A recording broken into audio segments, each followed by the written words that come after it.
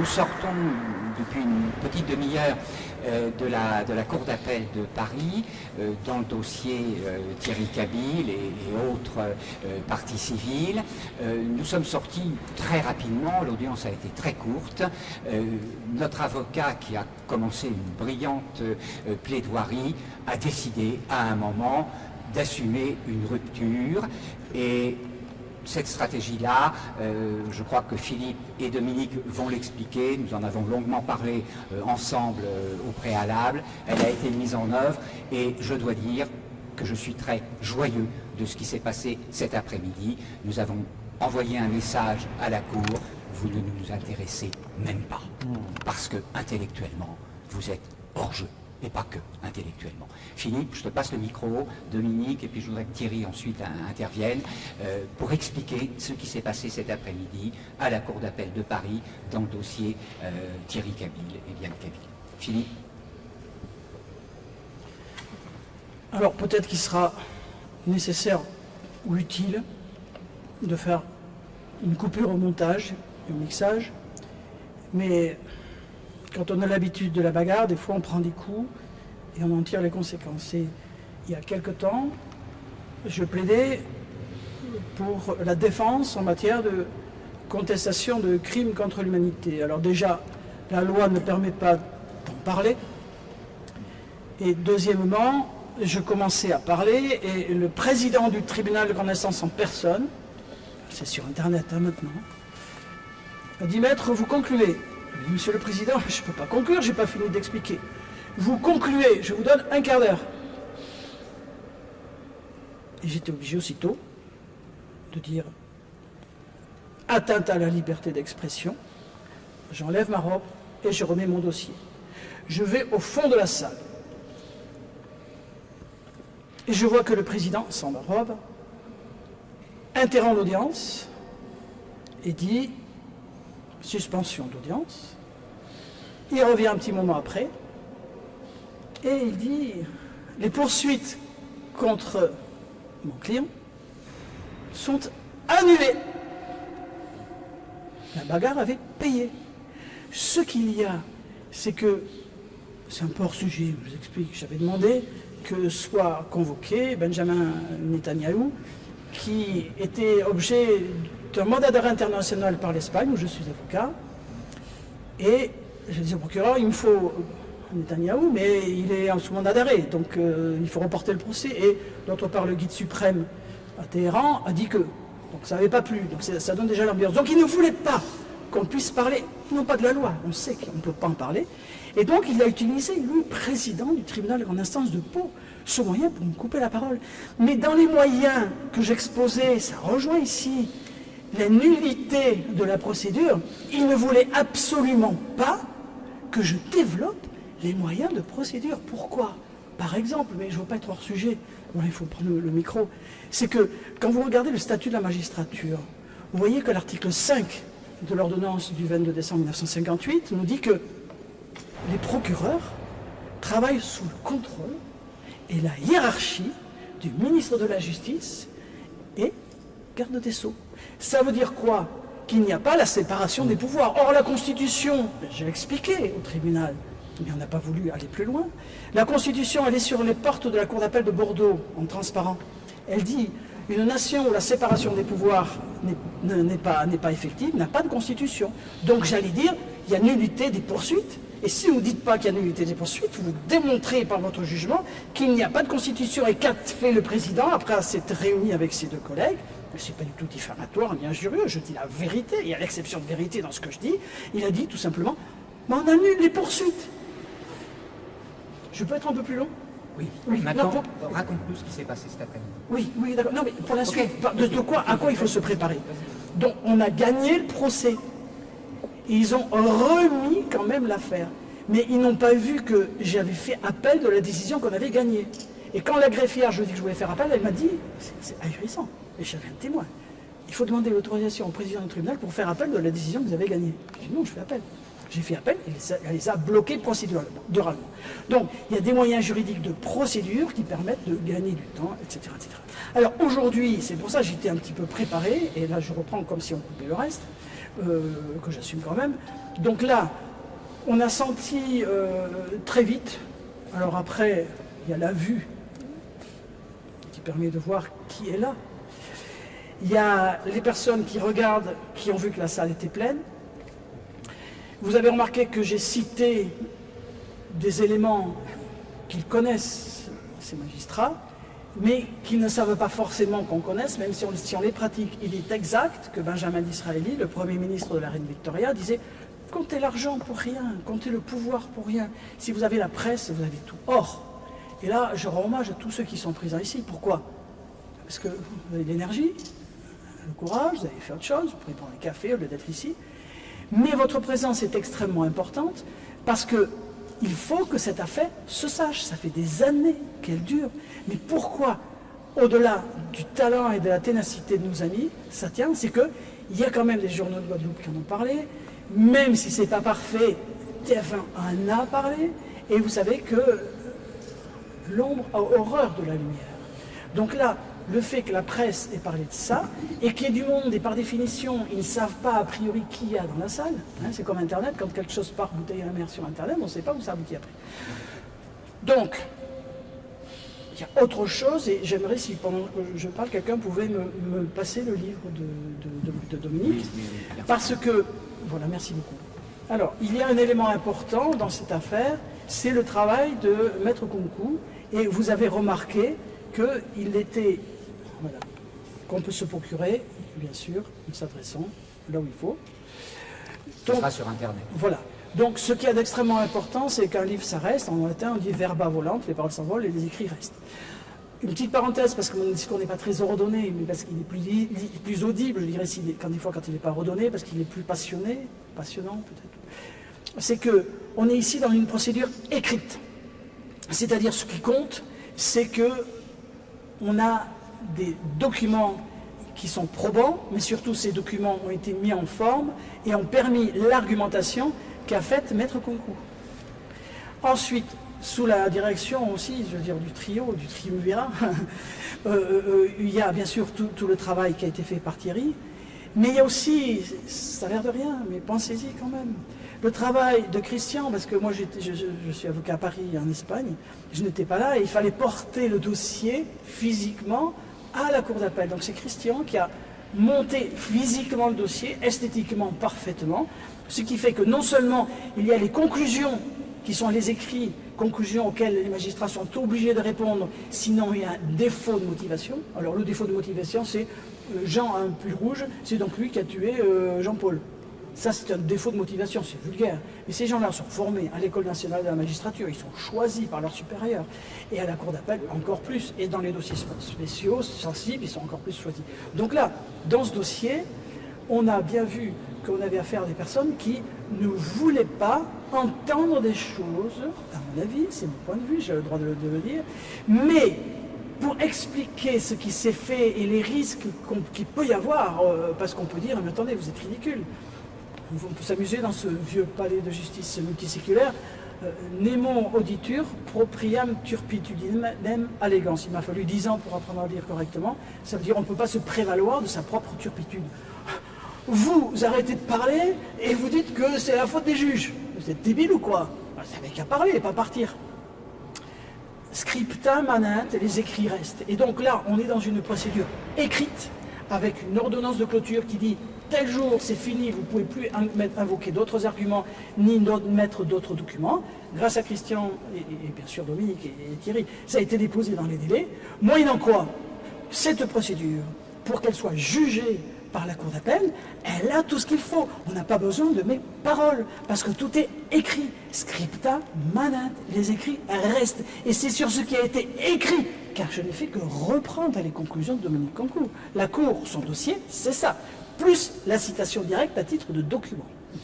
Donc, on a ici un document extraordinaire, c'est que les écrits démontrent tout ce qu'on dit. Alors, d'autre part... Donc bravo aussi et merci Cotten. C'est bien ce que j'ai dit, hein. Je crois qu'on peut l'applaudir largement, je ne peux pas le faire. Voilà. Alors, moi, on peut couper le montage, mais moi, j'ai pas de souci, parce que quand j'arrive pas trop bien expliquer quelque chose, parce que j'ai pas très bien compris, j'explique à côté, et lui, il comprend ce que j'ai pas compris, mais que je lui dis. Voilà, c'est quand même pratique. Alors, procéduralement, expliquons quelque chose qui est extrêmement important, c'est que je vois des confrères qui se font poursuivre par les tribunaux parce qu'ils ont déclaré ceci, cela, vous avez déclaré que, etc. Et le bâtonnier fait des procédures contre l'avocat, qui a dit des choses contre les juges, contre l'État, contre les autorités, etc. Mais il y a heureusement un concept qui est le concept d'immunité de parole. Alors je crois que c'est pareil à l'Assemblée nationale, l'immunité de parole. Et il y a dans les tribunaux, quand on plaide, même si vous n'êtes pas avocat, si vous plaidez, il y a une immunité de parole. Alors l'immunité de parole a tout de même parfois quelques limites.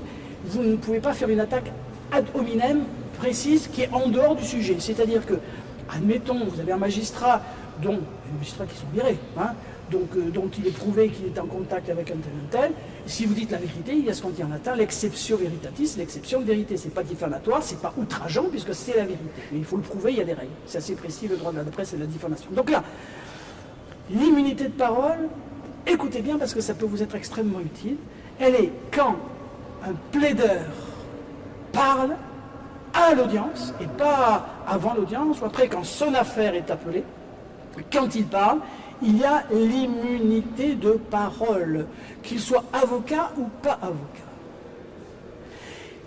Et il y a, deuxième chose comme un fusil de chasse à deux coups, il y a l'immunité de parole des comptes rendus d'audience. C'est-à-dire que le journaliste ou la personne qui fait le compte rendu de ce qui s'est dit à l'audience est couvert par l'immunité de parole.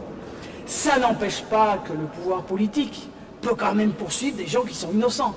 On ne peut pas empêcher les gens d'attaquer, même si on a raison. Mais on a raison. Alors, tout ça pour dire que je vais, à titre de compte rendu d'audience, si vous le permettez, si c'est pas trop long, mais c'est extrêmement important, vous lire quelque chose que je vous recommande, si vous le lisez ou si vous le dites, de surtout préciser que, en citant les lignes qui suivent, je ne fais que faire le compte-rendu de l'audience et citer in extenso ce qu'a dit l'avocat dans cette procédure au juge, ni avant l'audience, ni après l'audience, mais à ce moment-là, et pas à l'extérieur du tribunal. Et le fait que j'ai la robe, maintenant, ne me couvre pas, sauf que je vais vous lire un compte-rendu d'audience. Et j'ai donc lu à l'audience ceci.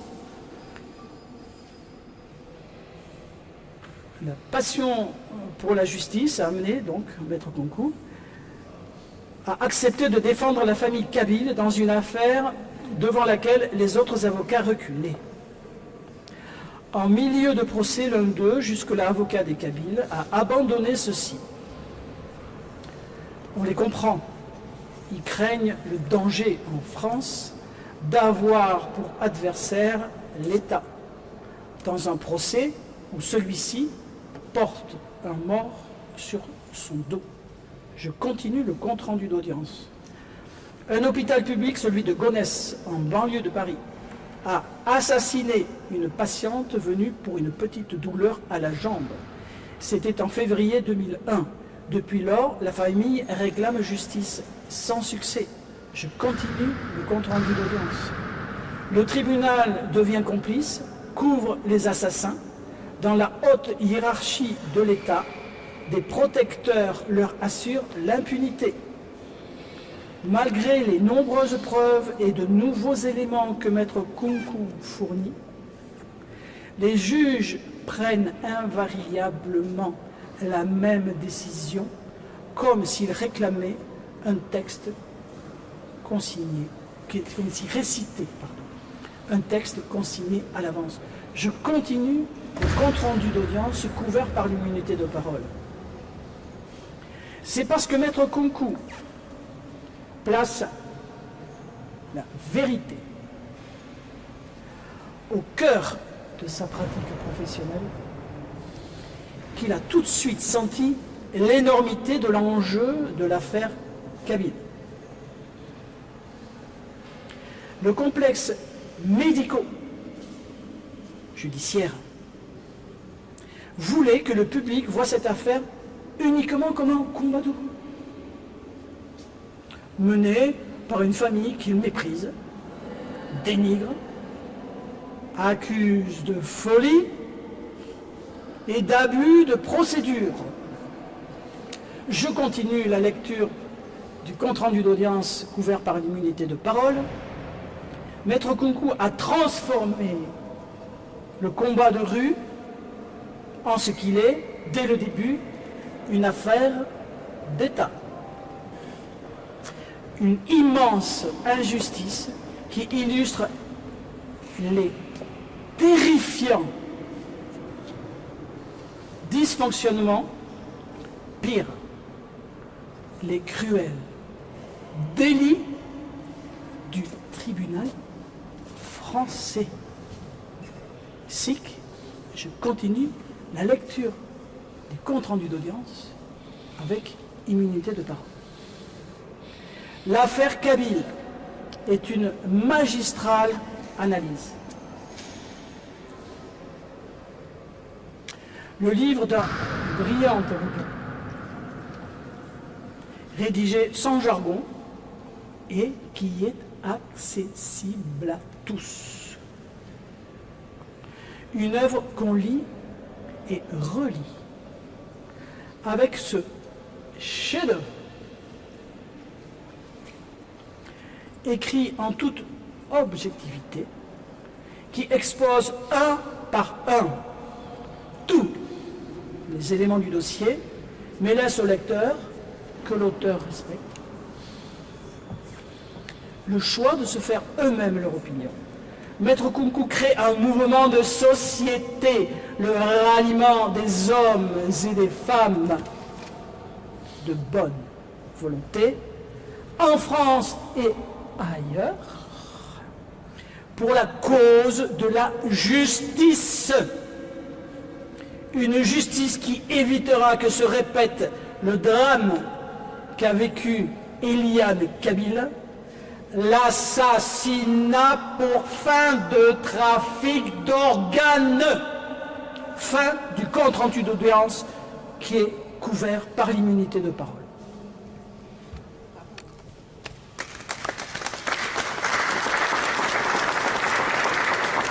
Merci Maître Fartaba-Labattu. Je voudrais passer le micro à Thierry pour qu'il nous donne son sentiment à l'issue de cette audience, compte tenu de comment elle s'est passée et du départ théâtral de Maître Fartaba-Labattu de la salle d'audience, puisque le président ne lui donnait plus que quelques minutes, 15 minutes pour terminer une plaidoirie qui méritait très largement d'être beaucoup plus longue. Nous sommes tous sortis, nous sommes plus de 35 présents à être sortis de la salle quasi immédiatement. Je voudrais que tu nous donnes ton sentiment à l'issue de cette audience et puis que tu expliques que ce que nous avons appelé avec Philippe dans la note de synthèse qui a été remise au tribunal, la cerise sur le gâteau. Je voudrais que tu parles de l'événement de samedi soir et de l'agression verbale et symbolique que tu as subi de la part d'un sénateur, ancien ministre de la Défense. Voilà, je te passe le micro. Merci. Alors déjà, je tiens à remercier en tout cas chacun de vous, parce que comme l'a dit donc Maître Philippe, vous êtes vraiment la voix du peuple, vous êtes vraiment ceux qui vont pouvoir en tout cas relayer ce que nous avons vécu dans ce tribunal, un moment relativement grave, puisqu'ils ont cherché donc à censurer la défense en limitant son discours. Il se trouve que hier, nous avons travaillé jusqu'à 5 heures, presque 4 heures du matin, sur toutes les possibilités qu'aurait le tribunal, parce que nous sommes, comme ça fait quand même 18 ans que nous nous battons dans ce dossier, donc on est quand même, on va dire, préparé à tous les coups fourrés possibles. Et il se trouve, comme de bons élèves, nous avons donc eu le bon sujet en main. On aurait pu avoir le mauvais. Et non seulement on a eu le bon sujet, parce qu'on avait donc prévu qu'ils allaient donc couper la parole à Maître Philippe. Et nous avons donc également mis en place une stratégie de défense. C'est celle donc, vous avez donc tous pu être témoins, qui a été donc de quitter la salle. Et comme il l'a dit, il va falloir donc qu'il juge sur les écritures. Et je rappelle que ça fait plus de 2 ans et demi, jusqu'à l'heure, il n'y a jamais eu d'écriture en face. C'est-à-dire qu'ils sont normalement tenus à se baser uniquement sur nos écritures.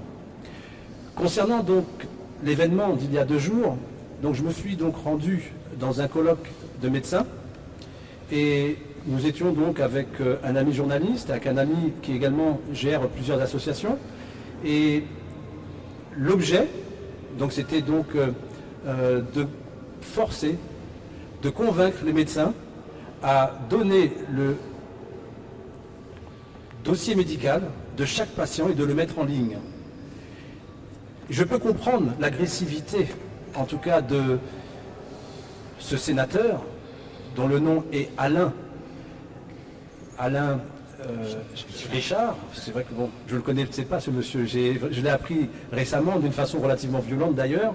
Richard, encore un. Et donc, ce monsieur donc, qui est venu donc, en venant vers moi en me disant « Est-ce que vous me connaissez ?» Je lui ai dit non. Et comme il s'approchait de moi avec son doigt près de mon visage, je lui ai dit « Vous voulez m'agresser ?» Et j'ai reculé. Et il m'a dit « Est-ce que vous savez qui vous êtes ?» La question est étonnante.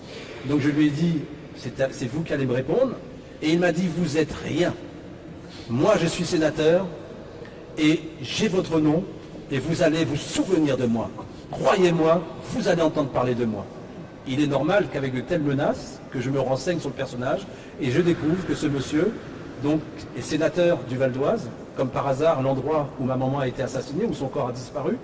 Il se trouve qu'il est également ministre, il a été ministre de la Défense, il est membre de ce qu'on appelle IRIS, c'est toute la partie stratégique militaire, et président du conseil d'administration de l'IRIS, et il est également, il a été juge également, il a été donc maire également de Saint-Ouen-l'Aumône, et donc c'est quand même pas une petite pointure. Donc on peut, en tout cas moi j'ai été relativement surpris de l'agressivité qu'il a dégagée envers moi, et donc je me suis questionné. Je me dis qu'est-ce que j'ai vu ou qu'est-ce que j'ai vu que je n'aurais pas dû voir ou entendu que je n'aurais pas dû entendre. Et il se trouve que je pense que c'est le fait qu'on voulait forcer ces médecins à donner les dossiers de chaque patient. Et je peux vous assurer que l'heure est grave, plus grave qu'on l'imagine. Parce que n'oubliez pas que dans le dossier Kabyle, sans la participation du docteur Torchman, ma maman serait encore là. Son implication était telle que jusqu'au bout, il a résisté parce que jamais il a appelé ma maman pour qu'elle aille à l'hôpital. Il a fait en sorte que ce soit sa sœur qui le fasse, mais lui, il n'a pas envoyé dans cette boucherie.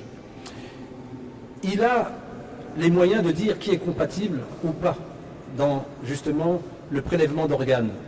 Mais si aujourd'hui, on se sert de chaque médecin comme des collaborateurs, parce que je dis ils vont vraiment jouer le rôle de collaborateurs à leur insu, on va pouvoir savoir qui est compatible sur toute la France et peut-être dans le monde, mais déjà c'est la France qui nous concerne.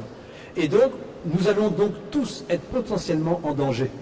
Parce que si nos organes sont compatibles et qu'ils ont besoin dans l'instant de nos organes, croyez-moi, nous n'allons pas vivre longtemps. En tout cas, la personne dont les organes sont compatibles. Et je pense que finalement, j'étais un danger parce que dans ce genre de situation, j'ai quand même 18 ans de pratique derrière, donc rapidement, je peux donc déceler vraiment le danger, en tout cas qui encourt, que nous encourons. Et ce danger, c'est celui-là. Voilà, merci. Merci Thierry, merci. Dominique, je vais passer rapidement la parole, mais je voudrais passer simplement quelques informations qui me paraissent importantes. Et ça prolonge le propos de Thierry à l'instant. Pourquoi Alain Richard s'est-il adressé à toi? Nous avons déposé, il y a quelques semaines maintenant, une citation directe au pénal contre le député-maire de Gonesse. Cette citation directe arrive en première audience le 11 octobre prochain, donc je vous invite à la 13h30 à la 13e chambre du TGI. Ça sera au nouveau tribunal de Paris, Porte Clichy, ce n'est pas ici, la première instance, maintenant le TGI est à la porte Clichy dans les nouveaux bâtiments. Je vous invite parce que ce jour-là, ça sera une très belle pièce de théâtre. Nous poursuivons l'agent judiciaire de l'État toujours, mais le maire de Gonesse, l'agent judiciaire, je vais y revenir après. Nous poursuivons donc le maire de Gonesse pour crime de faux en écriture publique, sachant que le crime de faux en écriture publique dont il s'agit, le signataire des faux actes de décès, il y en a 3 au total dans le film, le signataire s'appelle Patrice Richard. Est-il de la famille d'Alain Richard ou pas? Nous ne savons pas pour le moment, mais nous sommes en train de le vérifier. Je veux développer un tout petit peu cette histoire-là. Nous sommes arrivés, avec le travail de Thierry et d'autres amis, et aussi bien sûr de Dominique, nous sommes arrivés à décoder ce qui avait bien pu se passer en 2001 à la mairie de Gonesse. Nous avons été très stupides parce que nous avions les informations depuis longtemps, mais nous n'avions pas su les lire, nous n'avions pas su les voir. Qu'est-ce que nous avons découvert? Une chose très simple, c'est qu'un logiciel d'état civil, validé par le Trésor public, validé par l'INSEE, logiciel d'État, qui est censé être hautement sécurisé, eh bien ce logiciel, il est parfaitement craquable. Ce qu'a fait la mairie de Gonesse en 2001 avec les faux actes d'état civil ne peut avoir été fait qu'avec un craquage du logiciel informatique. C'est un logiciel qui s'appelle Mélodie, il est fabriqué par la société Arpège, on trouvera toutes les références sur Internet. Ce logiciel, au dire de l'INSEE, réalise tous les ans la moitié des actes d'état civil français. L'autre moitié est gérée par d'autres plus petits logiciels moins coûteux pour les plus petites communes. Et qu'est-ce que nous avons découvert? La semaine dernière, il y a 15 jours maintenant, un de mes proches amis, qui est lui-même partie civile dans la citation contre le maire de Blazy, le maire de Gonesse, Blazy, cet ami va dans une mairie d'une petite ville de province française, très exactement dans les Alpes-Maritimes, pour demander un passeport. On lui dit oui monsieur, pas de problème, un passeport en urgence c'est difficile surtout en ce moment parce que voyez-vous, nous sommes obligés de faire contrôler les passeports avant qu'ils soient remis aux citoyens qui les ont demandés par un service de l'armée à Toulon. Ah oui, un service de l'armée? Au même moment, un autre officier d'état civil qui était présent dans le même bureau reçoit un appel téléphonique d'un citoyen et elle explique à nouveau à cette personne à l'autre bout du téléphone, oui, la délivrance des passeports en ce moment c'est un peu long parce que ça passe par Toulon. Alors, mon ami qui n'est pas né de la dernière pluie, que se passe-t-il madame? Je ne comprends pas, l'armée contrôle... Oui, vous comprenez, le logiciel de gestion des actes d'état civil est craqué. À Nice, c'est une catastrophe, dit cet officier d'état civil. On peut la retrouver, n'importe qui peut aller l'interviewer. Le nom de la ville, nous l'avons. C'est une autre petite ville près de Nice. À Nice, c'est une catastrophe. Qu'est-ce que ça veut dire? Ça veut dire qu'en France, un certain nombre d'officiers d'état civil, fonctionnaires territoriaux, comme on les appelle, des collectivités locales, des mairies, en d'autres termes, sont capables de passer les barrières de sécurité d'un logiciel. Un de mes amis ingénieur informatique me dit « Oui, c'est de la rigolade, tu sais, bricoler dans un algorithme, n'importe quel ingénieur informatique sait faire, on sait tous faire ça, c'est facile. » Parce que les créateurs de logiciels laissent toutes les portes nécessaires pour éventuellement... Et donc, ça veut dire quoi? Ça veut dire qu'un certain nombre de fonctionnaires français, aujourd'hui, sortent de temps en temps de faux actes de décès. Nous avons un autre dossier à Bordeaux, où de faux actes de décès, associés aussi à des actes de naissance, ont permis des détournements d'héritage. À Nice, qu'est-ce qui se passe? Eh bien, on sort de faux actes de naissance qui, eux, permettent d'avoir de vrais passeports. Waouh! 1500 €, 1700, peut-être beaucoup plus dans un certain nombre de cas. Ça fait beaucoup d'argent. À qui est-ce qu'on donne ces faux, vrais, faux passeports? Petit point de suspension. Je n'en dis pas plus, mais c'est le fond de la citation directe contre le député-maire Jean-Pierre Blazy à Gonesse. Nous démontrons qu'il est juridiquement responsable. Alors, peut-être que ce n'est pas lui qui a fait le craquage, j'en sais rien, mais je m'en fiche. Il est juridiquement responsable en tant que maire de ce qui se passe dans la gestion de l'état civil. Pire, il faut savoir qu'un état civil, c'est contrôlé par le procureur de la République. Que fait le procureur de la République à Gonesse en matière de contrôle de l'état civil? Ça fait 15 ans que nous avons mis en évidence cette affaire de faux actes de décès. Nous venons de comprendre, au bout de 15 ans, comment ils avaient fait. Rendez-vous le 11 octobre. Le 2. Le 11 octobre. Le 11 octobre. Le 11 octobre. Le délibéré d'aujourd'hui, c'est le 2 octobre. Fête des anges gardiens. Fête des anges gardiens qui sont avec nous, c'est évident. Et une autre date, j'ai un peu bafouillé tout à l'heure, une autre date importante, c'est le 12 septembre. Ça sera là aussi une très très belle pièce de théâtre, puisque nous allons être 5 parties civiles à pouvoir parler. Thierry, Dominique qui est partie civile, non pas là comme avocat, mais partie civile parce que victime d'un certain nombre de choses en tant qu'avocat. Il y aura Christian Bazano, ça c'est le dossier qui s'appelle sur internet Kuwait Gate, allez jeter un œil, c'est un dossier d'usurpation d'identité avec 800 milliards de dollars qui ont circulé sur des vrais faux comptes bancaires au moment après la guerre, la première guerre en Irak, sur des affaires de pétrole et de finances internationales. Le dossier de Christian Bazano est un magnifique dossier, c'est un très très beau polar, comme celui de Thierry Cabil. Et puis il y a le troisième dossier que je porte, qui a complètement à voir avec les meurtres de l'ordre du Temple solaire en Suisse et en France, dans le Vercors, en 1994. Tous ces dossiers-là, nous les portons au pénal contre l'agent judiciaire de l'État, pour en substance corruption et foutage de gueule généralisé. Nous sommes dans une culture de loi de l'omerta qui repose sur le mensonge permanent. Je ne rencontre aucun magistrat, sauf en off, lorsqu'ils sont proches de nous et m'engueulent parce que je ne suis pas assez dur avec le reste de la magistrature. Je ne rencontre aucun magistrat, aucun fonctionnaire français qui fonctionne autrement que par le mensonge. Ouais. Ce que nous avons fait aujourd'hui et ce qu'a fait Philippe, et je l'en remercie et le félicite chaleureusement, il a été inspiré d'un bout à l'autre de sa plaidoirie.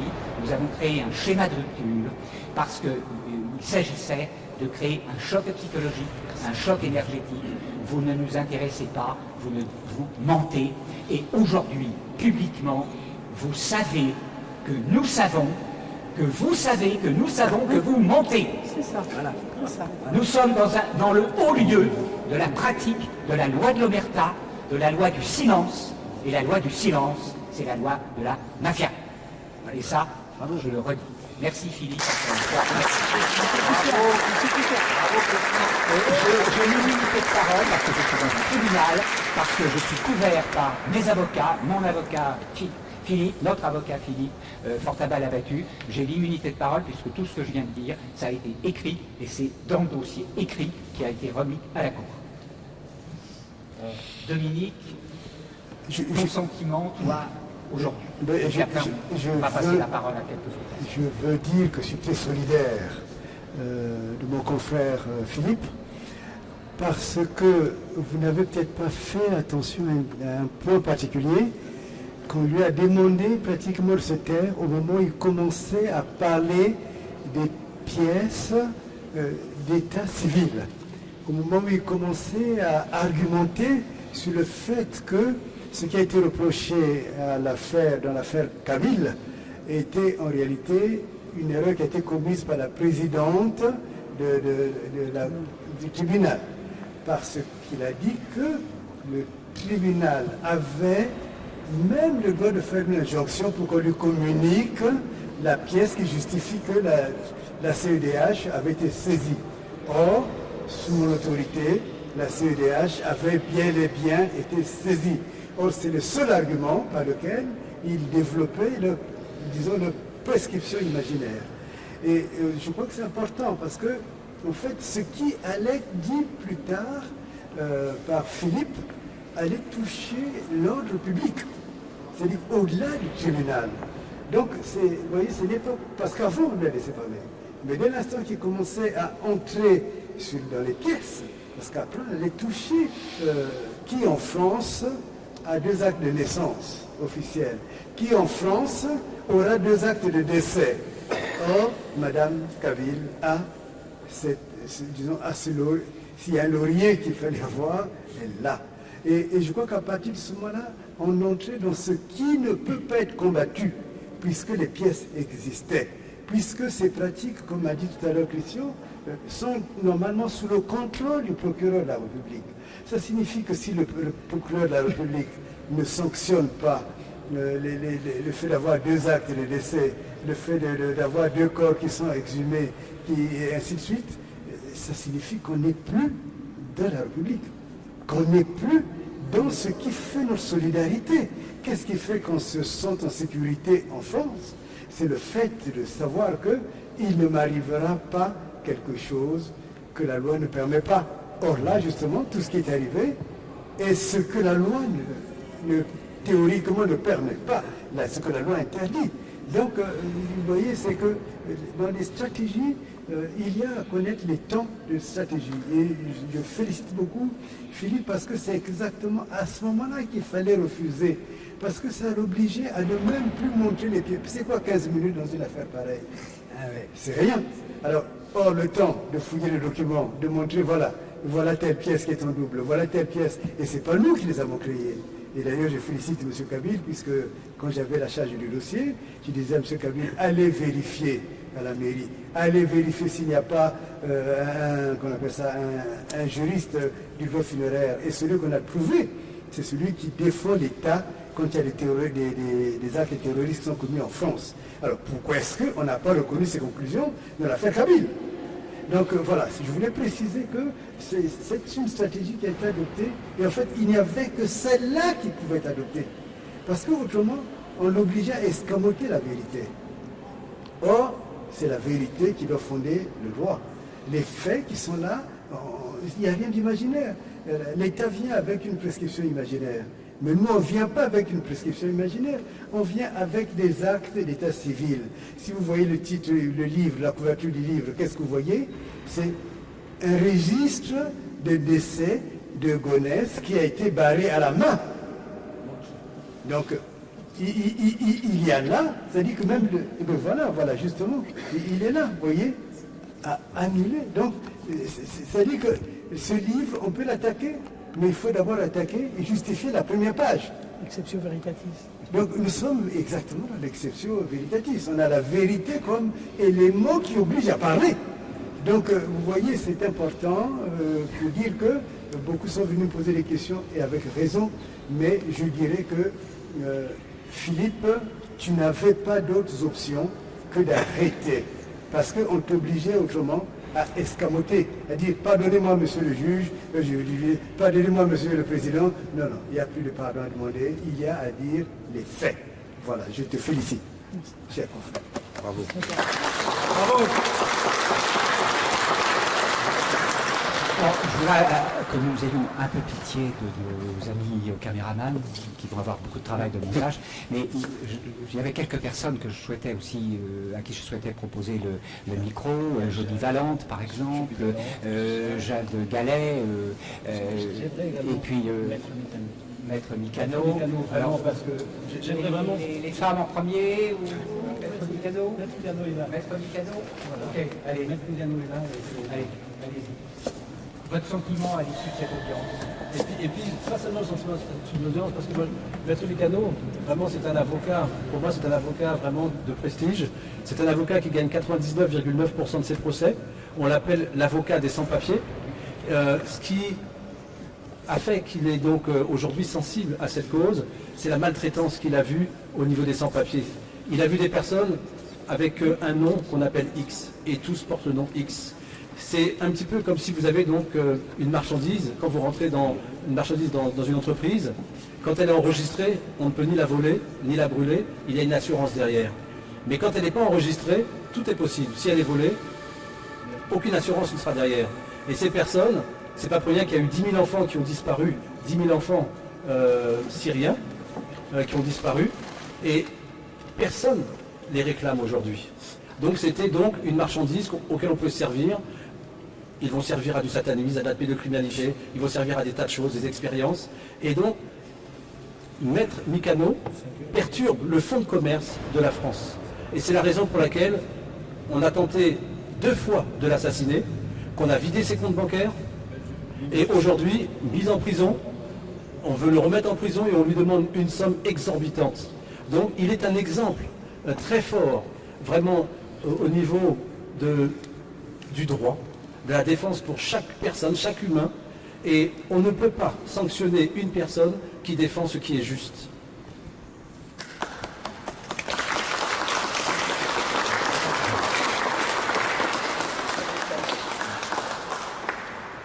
Bon, merci de me passer la parole. Je crois que tu as tout dit. Hein. C'est-à-dire qu'on assiste dans ce pays à bois de fer contre le pot de terre contre le pot de fer, parce que finalement on a contre nous dans ce combat pour les libertés, on a contre nous dans ce combat pour les libertés, on a des institutions bien organisées, on a le parquet, hein, et c'était un magistrat du siège également, qui sont là pour servir à cause du parquet. Alors quand on a contre soi le parquet, les juridictions du siège, qu'on a contre soi la police, effectivement, c'est vrai effectivement que le combat est difficile, mais il faut le mener ce combat. Voilà, il faut le mener ce combat parce que finalement, s'il est une chose qui ne se monnaie pas, c'est la liberté, c'est le droit. Et j'estime que ce que Thierry a dit tout à l'heure, à savoir le combat pour les libertés, pour ces personnes qui arrivent, quelquefois parce qu'elles n'ont pas de choix, parce qu'effectivement on leur a tout pris chez eux, ils viennent effectivement ici réclamer 1/1000e de ce qu'on leur a pris, hein, il faut se le dire. Parce qu'ils n'ont plus de travail, parce qu'on a une jeunesse qui est désœuvrée, on a des gens qui ont fait des études mais qui ne trouvent pas de travail, on a effectivement pourtant quelquefois des mannes pétrolières dans ce pays qui sont exploitées par je ne sais qui. C'est normal effectivement que ces personnes n'aient pas d'autre issue que d'aller chercher ailleurs ce qu'ils n'ont pas chez eux. Voilà. Donc on a effectivement ces pratiques qui sont liberticides et je crois que l'avocat, son premier rôle, c'est de défendre celui qui est atteint dans sa liberté. C'est ce que je m'efforce de faire et ça me vaut quelques ennuis. C'est vrai, Thierry vous en a parlé tout à l'heure. On ne peut pas les dénombrer parce qu'en 10 ans, moi je suis avocat depuis 23 ans, mais depuis ces 10 dernières années que je subis des frasques du parquet. Effectivement, j'ai été placé 2 fois en garde à vue, des gardes à vue qui ont duré 96 heures à chaque fois, comme en matière criminelle. Parce qu'on me reprochait la criminalité organisée, c'est-à-dire que j'étais forcément complice des réseaux d'immigration parce que je défends les immigrés qui passent par ces réseaux. Vous voyez le syllogisme qui a été fait tout à l'heure, le chien à 2 yeux, n'est-ce pas? Vous-même, vous en avez 2, vous êtes un chien. Vous voyez, c'est un peu ça. Hein. Vous défendez quelqu'un qui vient d'un réseau d'immigration, mais qui a droit à la liberté, qui a droit à la sûreté, qui effectivement a un certain nombre de paravents prévus par la loi. C'est-à-dire que la loi prévoit que même lorsqu'on arrive sans papier, on a droit effectivement à des garanties fondamentales pour un procès équitable. Mais pour que vous défendez ces gens-là, effectivement, vous vous retrouvez en première ligne. Donc vous êtes l'avocat à battre et on fait tout pour vous abattre. Donc ça pas effectivement des pressions. On est suivi un peu partout par des policiers en civil. On saisit vos comptes bancaires. On vous fait des redressements d'impôts, 2 contrôles fiscaux en 8 années, où on vous redresse des centaines de milliers d'euros, 440 000 euros de redressement fiscal. On vous saisit vos avoirs, 500 000 euros saisis dans les comptes bancaires et puis dans mes coffres forts. On vous met des amendes que même M. Bernard Tapie n'a pas eu à quitter.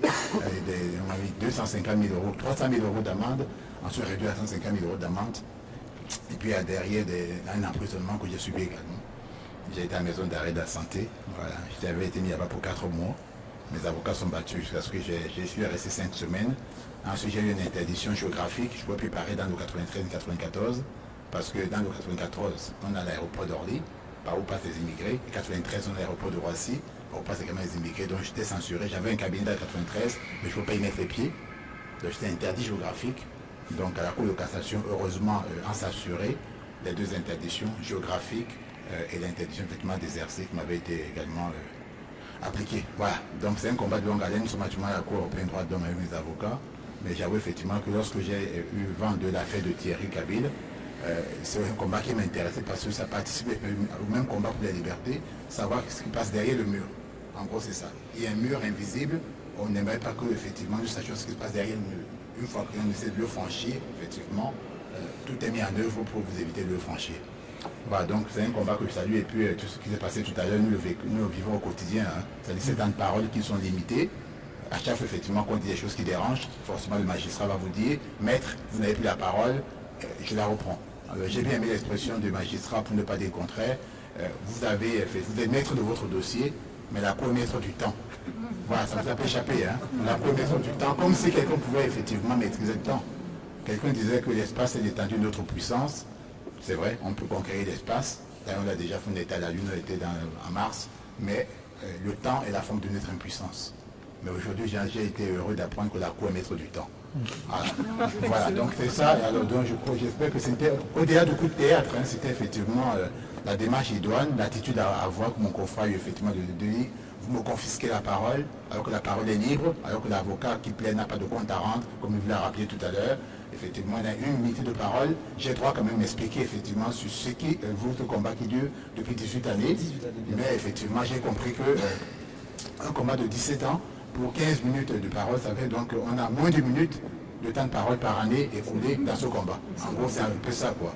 C'est-à-dire que c'est une défense qui est muselée, c'est une défense effectivement qui ne peut pas s'exercer librement, alors que nous sommes là pour comprendre et que la Cour, effectivement, nous ne sommes pas au premier degré de juridiction, mais au second degré de juridiction, la Cour est là effectivement pour savoir si le tribunal a eu raison ou pas. Et pour ça, la Cour doit être éclairée au-delà de l'écrit. Il faut effectivement que ceux qui ont couché par écrit, effectivement, les arguments de la défense puissent expliquer un temps soit peu sur effectivement les conclusions qu'ils entendent en tirer. Donc voilà, donc tout ça est symptomatique des entraves que nous rencontrons tous les jours dans ce pays, lorsqu'à chaque fois, effectivement, comme mon confrère l'a dit, on essaie de cacher la lumière, effectivement, l'ombre essaie de prendre le dessus sur la lumière. Mais il me semble que c'est la lumière qui prend le dessus sur l'ombre. C'est un combat qui vaut la peine, ce combat pour la liberté. Je vais effectivement le mener aux côtés de Thierry Kabil et de ceux effectivement qui l'entourent, mes confrères effectivement qui jusqu'alors l'ont entouré de la meilleure des façons. On y laisse des plumes, c'est vrai, mais c'est un combat qui vaut la peine pour ceux effectivement qui demain seront à notre place. Voilà. Mais comme nous sommes des défenseurs de la liberté, tu as tout notre soutien, y compris le mien et tous ceux qui sont ici présents. Vous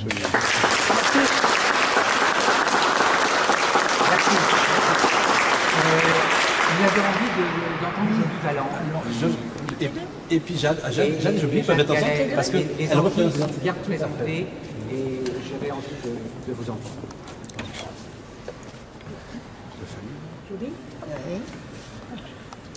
Regardez-moi.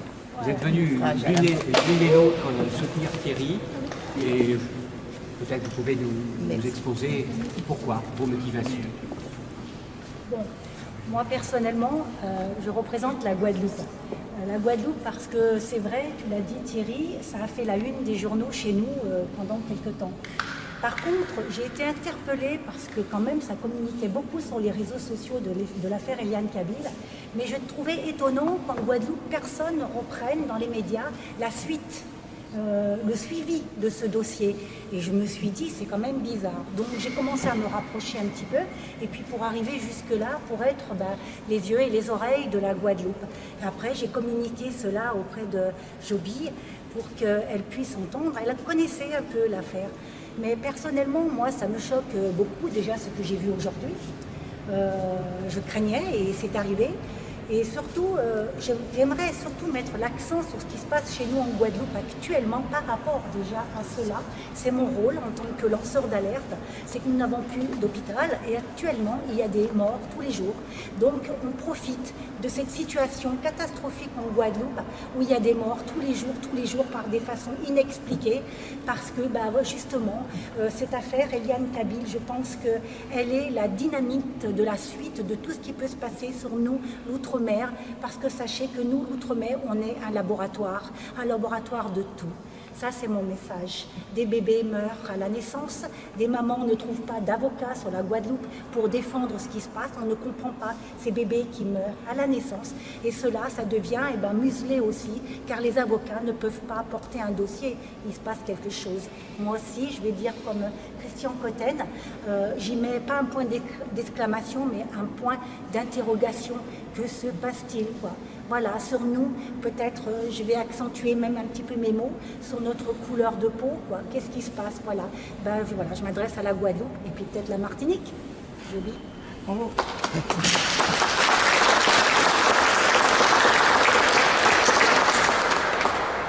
Je dirais qu'aujourd'hui, je suis de la vieille école.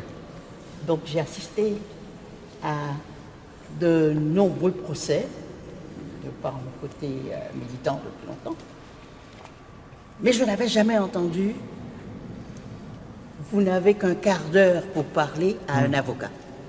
Jamais. Je me suis retrouvée comme à l'Assemblée nationale. Donc je me suis dit peut-être qu'il n'y a plus de différence maintenant entre l'Assemblée nationale et la justice. Et c'est ça qui m'a interpellée. Alors j'ai entendu Maître Mikano dire tout à l'heure qu'il est habitué des faits, mais ça ne doit pas faire longtemps. Parce que quand j'ai entendu ça, j'ai pensé à Maître Manville, si vous l'avez connu. Tout de suite, j'ai eu une espèce de flash. Je me dis, hé, si Marcel était là, je crois que ça aurait été une espèce d'orage, de tonnerre, je ne sais pas comment ça allait se passer. Parce que je me suis dit, mais c'est pas possible que ça puisse exister. Et alors j'apprends que c'est nouveau. Donc, nous sommes en train de reculer. Nous sommes en train de perdre, quel que soit l'acquis concernant la liberté tout court, la liberté d'expression, la liberté d'agir, et finalement d'autres prennent toutes sortes de libertés à partir du moment où nous sommes piétinés. Et ça, c'est valable pour la Guadeloupe, pour la Martinique et même pour la France. Mais c'est pire chez nous. C'est pire. Donc, ce que je voudrais dire surtout, c'est que c'est extraordinaire que nous soyons encore là. C'est vrai qu'il y a quelques années, on aurait pu être même 200. Mais ça fait partie du déroulement des choses, la façon dont on nous a muselés progressivement, dont on nous a habitués aux aberrations, et nous voilà un peu amorphes. Mais il est temps de se réveiller, parce que là, il y a un proverbe chrétien qui dit « là où le péché abonde, la grâce surabonde ». Donc je crois que nous sommes assez nombreux, et il y a aussi un petit proverbe qui dit qu'un coup pour 1000, 2 pour 10 000, et nous sommes plus que 2. Donc nous sommes assez nombreux pour être vraiment déterminés pour dire que la vraie justice doit vaincre. Et la vraie justice, elle est en nous. Donc, nous devons prendre la position des plus que vainqueurs. Et nous allons gagner.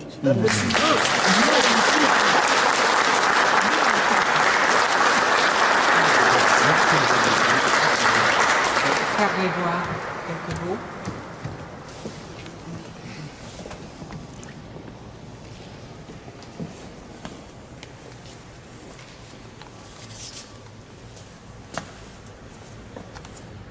Alors, aujourd'hui, j'ai vu la grâce de Dieu éclairer Maître Philippe.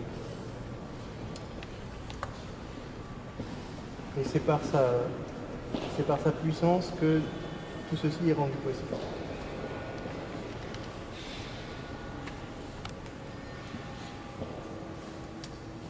Nos adversaires, eux, ont manifestement tous les culots. Mais à vrai dire, pour le chrétien et pour le défenseur du régime légitime qu'est la monarchie, que ce régime politique a abattu et sur lequel cette fausse justice s'exerce, ce n'est pas étonnant que l'injustice aujourd'hui cherche par tous les moyens à s'imposer. Parce que c'est contre le Christ, depuis 1789, qu'elle a commencé son travail. Et ce n'est pas du tout étonnant, il ne faut pas imaginer que ces gens se sont tout d'un coup réveillés des tyrans. Ils sont tyranniques depuis très longtemps. Il ne faut pas s'étonner qu'ils cherchent à nous bâillonner, il ne faut pas s'étonner qu'ils cherchent à nous tuer ou à persécuter des avocats. Tout ceci fait bien partie de leur façon de faire depuis fort longtemps. Donc, ce que je peux dire en revanche, c'est que la défense de la justice et la défense de la vérité est agréée toujours par le Seigneur, et que ceux qui invoquent son nom seront toujours protégés dans le combat. Donc je ne puis que vous inviter tous à vous tourner vers lui pour que ce combat ne soit pas seulement le combat d'hommes contre d'autres hommes, parce qu'il ne faut pas croire que seuls les hommes sont impliqués. Les puissances célestes et les puissances infernales sont impliquées. Et c'est pour ces puissances infernales qu'ils font cela.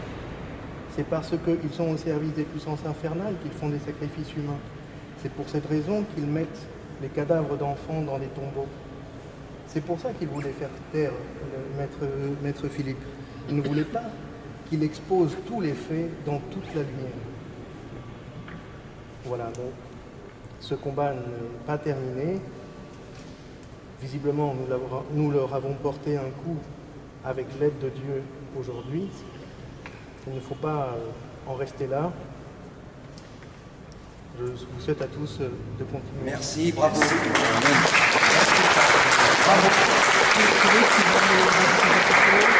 Peut-être que quelqu'un souhaitait intervenir. Oui, oui. Évidemment. Au nom de la résistance, puisqu'on était très rapidement. Attends, 30 secondes. Mets-toi face aux caméras. Puisqu'on était au remerciement, déjà merci à tous ceux qui sont présents. La résistance, très souvent invoquée, elle est de plus en plus indispensable. Et au niveau des remerciements, on va remercier une nouvelle fois le sénateur Alain Richard de ses avertissements pour nous permettre un éclairage sur cette organisation douteuse. Ça va nous permettre d'avoir l'iris à l'œil. C'est quelque chose d'important de rester engagé, convaincu qu'il nous est possible de faire autrement par le biais de notre solidarité. Nous sommes tous concernés par tout ce qui se passe, quels que soient les domaines et les secteurs dans lesquels nous agissons, en particulier les gardiens de la paix, qui se soumettent à des puissances malheureusement malheureuses. On parlait tout à l'heure des puissances du mal. Nous sommes là pour le bien commun. Merci à vous tous.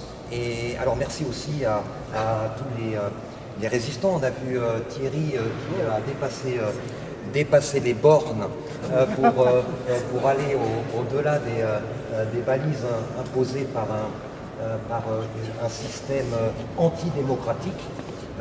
Jade qui jette des galets dans la mare d'immondices des puissants qui gouvernent et qui imposent par le jeu de leurs relations, de leurs influences, d'une mafia de corruption. Il est temps de mettre un terme à la corruption de l'injustice régnante et que nous ouvrions vers une véritable justice. Merci à vous tous.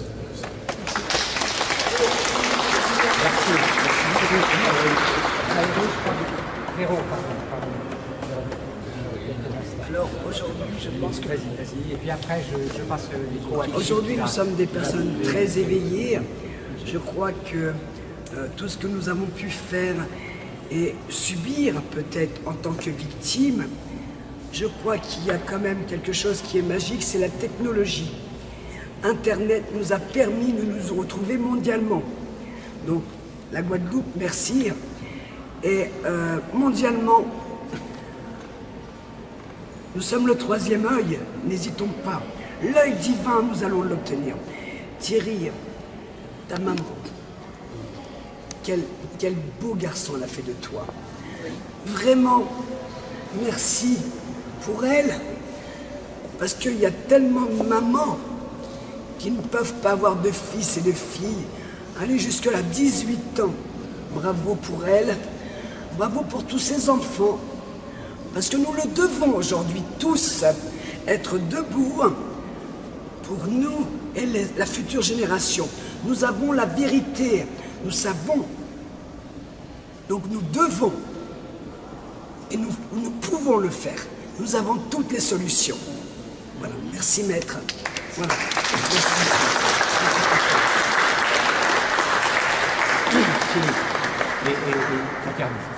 Alors, je m'excuse de ce que, à la limite, peut-être manque de liberté dans la mesure où je vais le dire, et c'est personnel, mais dans le prolongement de ce que j'ai entendu, je voudrais dire une chose.